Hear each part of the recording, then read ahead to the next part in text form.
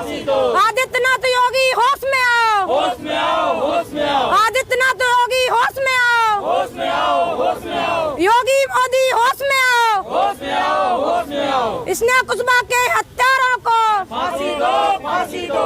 इसने कुशबा के हत्यारों को फांसी दो, फांसी दो। आदित्यनाथ योगी होश में आओ, होश में आओ, होश में आओ। क्या कुछ कहना चाहेंगे आप लोग, किस तरह से जिस तरह से लगातार घटनाएं पूरे प्रदेश के अलग अलग जगहों से आ रही हैं, इस तरह की जो दुष्कर्म की घटनाएं खासतौर पर जो महिलाओं के साथ, बेटियों के साथ इस तरह की घटनाएं आ रही हैं, क्यों लगाम नहीं लग पा रही है, क्या वजह मानती हैं आप?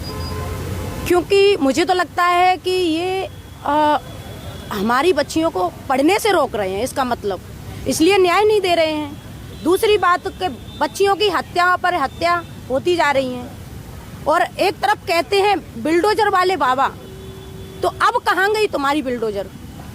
अब बिल्डोजर क्यों नहीं चलाई जा रही उनके घरों पे?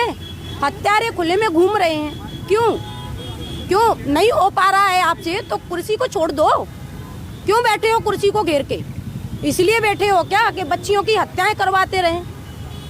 क्या चल क्या रहा है? ये बच्चियों के साथ हो रहा है अन्याय, अत्याचार, इसको तुम संभाल क्यों नहीं पा रहे हो?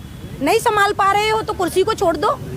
बेटी बचाओ, बेटी पढ़ाओ, ये नारा भी दे रहे हो आप, क्यों दे रहे हो भाई? आपसे हो नहीं पा रहा है तो बेटी पढ़ा तो रहे हैं लेकिन आप बचा पा नहीं रहे हो, बेटी की हत्या पे हत्या करवा रहे हो। इसका मतलब अगर सामने आई है कल की कि एक बुजुर्ग 70 साल की बुजुर्ग के साथ जो है दुष्कर्म की घटना सामने आई है। मानसिकता, जो लोगों की मानसिकता है वो कितनी विकृत क्यों होती जा रही है, उसमें क्यों सुधार नहीं हो रहा है? तो ये सुधार करें तब ना। कहाँ है इनका पुलिस प्रशासन?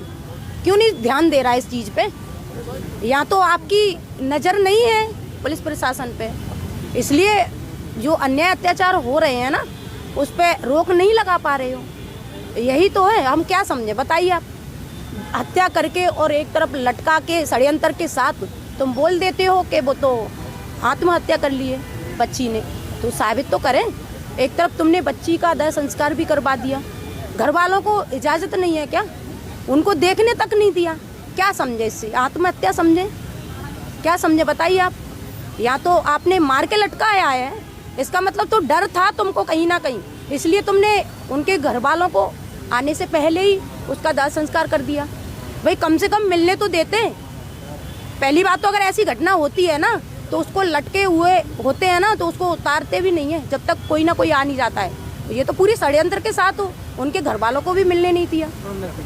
मुझे तो अपने समाज के नेताओं पर भी कहने में शर्म आती है। मुझे लगता है कि जैसे नौकरी पे लगा रखा है इनको। भाई क्यों मौन हो तुम? क्यों आवाज नहीं निकलती तुम्हारी? जब तुम्हारी बच्चियों के साथ में ये सब होता जा रहा है और तुम मौन होके बैठे हो, इसका मतलब तुम नौकर हो, वहाँ पे नौकरी पे रखा है क्या तुमको, जो तुम अपनी बच्चियों के लिए बोल नहीं पा रहे हो? अगर इस घटना में उच्च वर्ग की बेटी होती तो कब के वो हत्यारे ना अंदर होते, लेकिन जो गरीब बच्चियां हैं, ST OBC समाज से हैं, उनके साथ में ही घटना क्यों होती है? उनके हत्यारे ही क्यों खुले में घूमते हैं? कभी सुना है आपने उच्च वर्ग की बेटी के साथ में गलत हुआ है उनके हत्यारे बाहर घूम रहे हो? नहीं ना, क्योंकि ये नहीं चाहते कि हमारी बच्चियां पढ़े लिखे बाहर निकले। तो तमाम जो लोग हैं यहाँ पर अपनी अपनी बातों को कहने के लिए कहीं न कहीं जो जिस तरह से ये दरिंदगी हुई उसको उठाने के लिए यहाँ पर पहुँचे हुए हैं। कैंडल मार्च के माध्यम से मांग कर रहे हैं कि उस बच्ची को न्याय मिले और इस तरह की घटना दोबारा न हो पाए। क्या नाम है आपका? मेरा नाम करिश्मा मौर्य है। मैं करिश्मा मौर्य हूँ, सुल्तानपुर से चलकर आई हूँ और सुल्तानपुर से मैं आई हुई हूँ और हम चाहते हैं जो हमारी बहन स्नेहा कुशवाहा है उनको न्याय मिलना चाहिए। और जो हमारी सरकार सतर्कता के बारे में बोलती है कि हम आपके लिए जागरूक हैं, आपकी सुरक्षा कर रहे हैं, उन पर थोड़ा ध्यान दिया जाए, सतर्कता बढ़ाई जाए। सरकार से मेरी यही अपील है। सरकार ये दावा करती है कि जो अब बच्चियां हैं, महिलाएं हैं, वो खुलेआम आधी रात को भी घूम सकती है। आपको एक मिनट रुक जाइए, एक मिनट। क्या आपको लगता है कि जो महिलाएं हैं, बच्चियां हैं, वो खुले में स्वतंत्र होकर घूम सकती हैं? आपको कैसा महसूस होता है? अभी तो हमें जहाँ तक हमने महसूस किया है कि अब अगर खुले में या रात में वो घूम पाती तो ये घटना हुई है ये नहीं हो पाती।